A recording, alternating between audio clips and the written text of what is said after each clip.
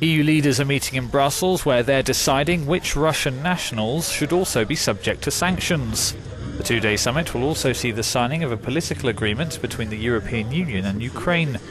British Prime Minister David Cameron told reporters, "The countries of the European Union need to speak with a clear and united voice. What that means is making sure that we do everything we can to help build a strong and democratic Ukraine. And one of the things we must do at this council is sign a new agreement with the Ukraine, offering them a prosperous future, access to our markets and real political support."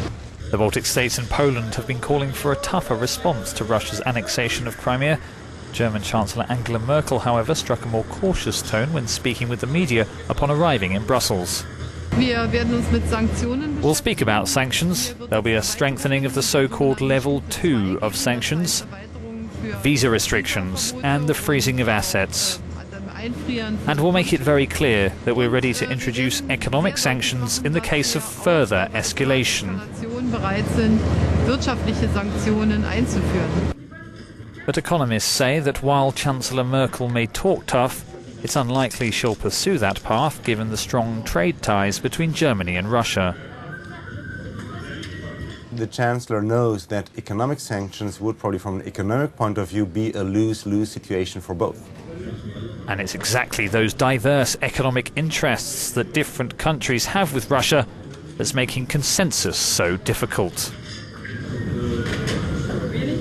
I have the impression that in the face of aggression by Russia, the largest neighbor of the European Union, it is actually much more difficult for member states, to keep up that unity, because energy interests, economic interests and security interests simply differ between member states. EU leaders started talks just hours after the US announced it was adding the names of 20 more Russians to its own sanctions list.